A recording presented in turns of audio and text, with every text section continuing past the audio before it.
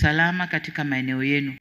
Nyinyi ni wenye viti wa kamati za usalama kwenye maeneo yenu. Kwa hiyo kipindi hiki tunachokwenda, kuna vijichokochoko vinaweza vikatokea vya makusudi na vya bahati mbaya. Nataka mkasimame imara kuhakikisha mikoa inabaki salama. Tunakwenda kwenye uchaguzi tukiwa salama. Najua tunakwenda kwenye mchakato wa uchaguzi, makundi yatahibuka mengi. Nendeni kama makamisa wa mikoa, kasimameni imara, hakikishe mikoa inabaki salama. Lakini la pili, usimamizi wa fedha za serikali. Tumeleta fedha nyingi, kuna miradi mingi iliyokamilika na inayoendelea. Nendeni kasimamieni usimamizi wa fedha za serikali. Miradi inayotekelezwa iende na thamani ya fedha tunayoishusha. Fedha ile ni kwa ajili ya kutatua shida za watu na si vinginevyo. Nataka mkaisimamie. La tatu, swala la mapato ambalo nalisema kila siku. Katika mikoa yenu tuna uwezo wa kuongeza ukusanyaji wa mapato, na kwa mwaka huu tumewaongezea kiwango cha ukusanyaji, lakini nina hakika mnaweza kufanya zaidi ya hapo. Mnaweza kufanya zaidi ya hapo. Msende kutumia maguvu, lakini kakusanyeni mapato.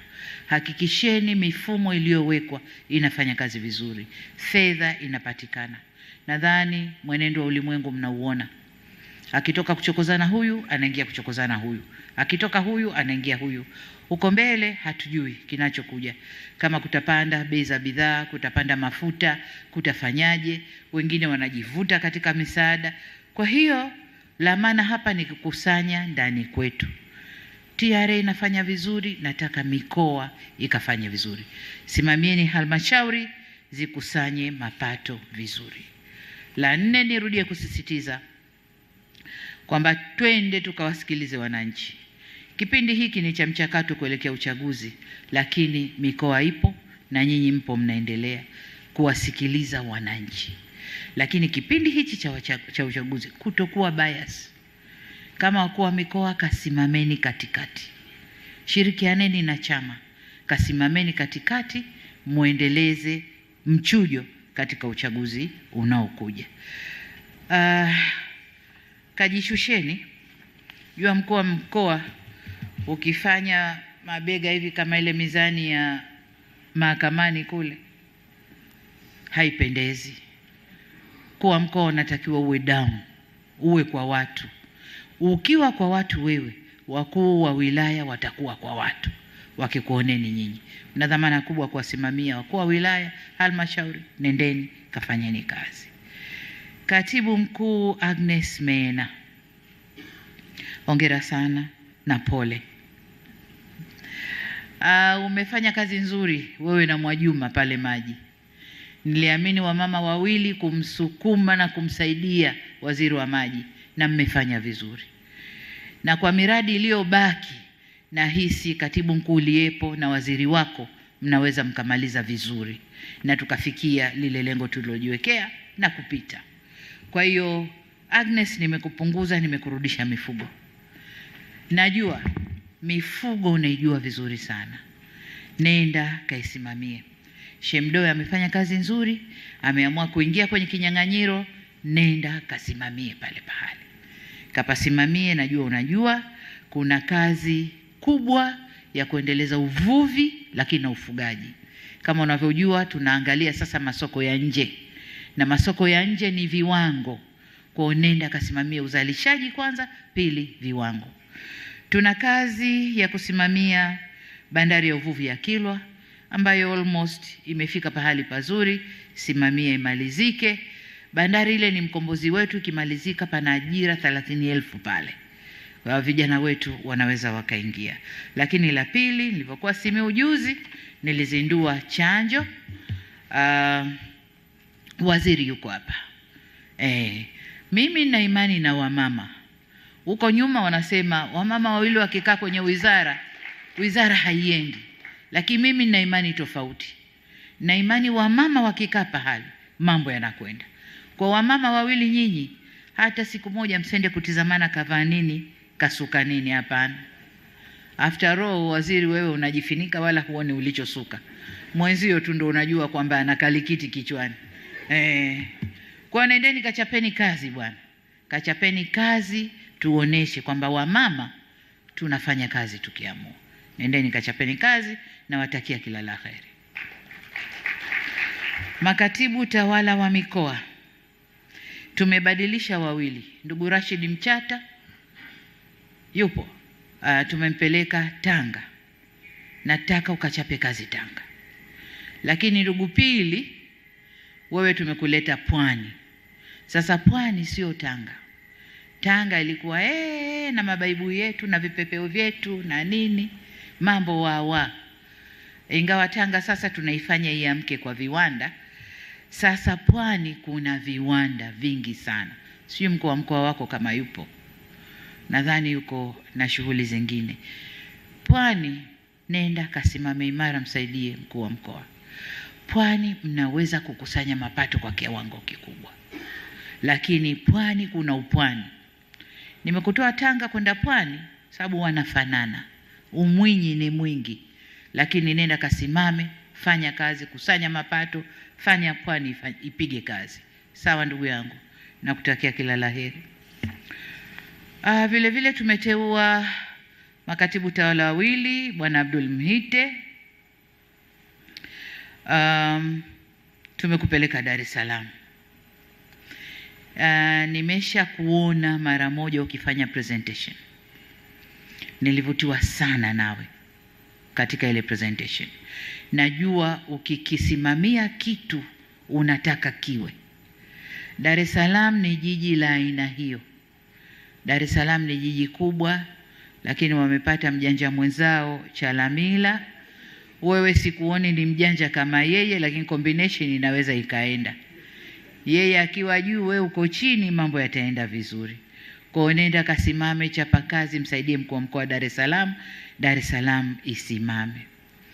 Kwa ujumla, wakuu wa mikoa na makatibu tawala, huko karibu tukaa. Huko mikoani kwenu, huko kwenye wilaya na halmashauri, kuna fedha nyingi ambayo ya ndani haitumiki vizuri. Kwa mfano, halmashauri inaweza kuwa ina mabilioni ya pesa kwenye account, lakini haziendi kwenye kazi za maendeleo. Wanafikiria kufanya mengine. Inawezekana halmashauri ina pesa nyingi, lakini wao hawajijui kwamba ni watumishi wa watu. Ndani ya halmashauri yule kuna barabara mbovu, kuna vituo vya afya vinataka ukarabati, kuna mashule yana sura mbaya. Fedha ipo, na fedha halmashauri manake ikawatumikia wananchi. Lakini wa uongozi wa halmashauri wanafikiria fedha ile kuiwekeza kwenye jambo ambalo tofauti na wananchi. Naomba mkalisimamie hasa Dar es Salaam. Halmashauri zinafikiria kuwekeza kwenye mahoteli kuliko kuwekeza kwenye huduma za wananchi. Kazi yenu pale ni kuhudumia wananchi. Na ndio kuwekeza kupo ili halmashauri ipate, lakini je, umemaliza shida za wananchi? Wananchi wanapiga kelele na barabara na mashimo na nini na nini. Wewe unachukua fedha unakwenda kuiweka kwenye kitu kingine, haielekei. Niombe sana. Au wakati mwingine serikali inanunua vifaa tiba, vitendea kazi. Vinafika kwenye halmashauri, hapana pahali pa kuweka. Halmashauri ina fedha ndani, lakini wangoja serikali kuu ilete pesa. Kama imeleta mashine, ilete na pesa yako pahali pa kuweka mashine. Hatuendi hivyo. Hatuendi hivyo. Niombe sana, kasimamieni kazi na huduma kwa wananchi. Ndicho kilichotuweka hapa. Hakuna kingine. Mengine ni by the way. Umeokota kismati, umepata, well and good. Lakini kilichotuweka ni huduma kwa wananchi. Naibu makatibu wakuu Dr. Hussein Omar, tumemtoa Wizara ya Kilimo kwenda kuwa naibu katibu mkuu Wizara ya Elimu, Sayansi na Teknolojia. Na vile vile tumemteua Profesa Peter Msofe kuwa naibu katibu mkuu Ofisi ya Makamu wa Rais anayeshughulikia masuala ya mazingira. Nimeangalia tiririko wa kazi ulizokuwa ukizifanya na CV na hisi pale utakwenda kutusaidia vizuri. Niombe sana kashirikiane, waziri wako yuko hapa. Kashirikiane na katibu mkuu wako, nadhani yupo. Yuko hapa. Mkashirikiane mfanye kazi. Sitaki tena kusikia zipo. Nataka mkashirikiane, mfanye kazi. Tunakoelekea ulimwengu huu haujulikani. Mazingira yamebadilika, mvua hazina hakika, sijua lenyewe ndio hivyo. Kwa hiyo kashirikianeni, fanye kazi, muinusuru nchi na majanga ya mazingira. Mhandisi Athmani Juma Kilundumia, ulikuwa unashughulikia maendeleo ya mazao na chakula. Tumekubadilishia portfolio kwa sababu tunataka kuongeza, kabla kufika huko kwenye usalama wa chakula na mazao, tunataka kuongeza uzalishaji kwanza. Kwa hiyo tumekupeleka ukashughulike sasa na mambo ya umwagiliaji maji, ukisaidiana na Mdolwa. Mdolwa yuko? Hayupo. Ukisaidiana na Mdolwa, tunakwenda kuanzisha kamisheni ya umwagiliaji maji. Kwa hiyo nataka ukasimamie hiyo, lakini pia zana za kilimo. Tumeanzisha centers za matrekta na zana za kilimo uko kwenye zoni mbalimbali. Zile zinataka usimamizi wa karibu sana, sababu ni fedha nyingi tumetumia kuweka zana hizo za kilimo. Lengo ni kumpunguzia mkulima gharama. Sasa hivi wanatumia sana zana kutoka private sector, gharama ni kubwa, lakini center zile zinakwenda nusu ya bei ya private sector. Kwa hiyo kwanza ni kuhakikisha mkulima anapata huduma, pili ni kuhakikisha maintenance ya vyombo na survival ya vile vituo. Lakini pia kuhakikisha mabwawa yanayochimbwa kwa umwagiliaji maji yanafanya kazi pasavyo. Kwa kilimo, kwa mifugo, utashirikiana na mwenzio huyo wa mifugo, kwa matumizi yote yaliyokusudiwa, na kutakia kazi njema. TRC Machibia, kwanza tumshukuru Kadogosa kwa kazi nzuri aliyoifanya ndani ya TRC. Hakuna 100% na hakuna anayefika huko, lakini alijitahidi. Unachukua nafasi yake, nenda kaanzie alipoachia. Kaanzie alipoachia. Ndani ya TRC kuna mambo mawili makubwa. Kuna SGR, kuna na MGR. Nataka TRC sasa mtoke kwenye fikra ya infrastructure peke yake na muende kibiashara zaidi. Muende kibiashara zaidi. SGR inajengwa kwa uwezo wetu, tutakwenda na wanaotusaidia tutakwenda. Vipande na maendeleo yake nimevisema jana, bado tuna kazi kubwa na itakubidi wewe uisimamie kazi hiyo.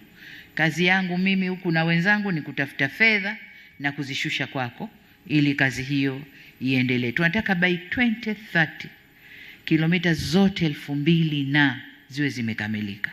Tuwe tumeshajiunga na Burundi, then huko Burundi wakielekea Rwanda sio kazi, wakiendekea Rwanda na DRC Congo sio kazi yetu, lakini sisi tuivuche tuingie Burundi. Kwa hiyo nenda kasimamia SGR operation, lakini pia operation kama tulivyokubaliana nyuma kwamba tuingize private sector. Nilifurahi juzi TANESCO kwa hiari yao nimesikia wanatangaza kuingiza private sector kwenye kusambaza umeme na kujenga transmission line. Hatuwezi kwenda bila private sector. Kwa hiyo niwaombe sana TRC, operations za reli. Sasa hivi tunakwenda Dodoma, tunakwenda vizuri, lakini jana naongera sana mmeanza operations za mizigo.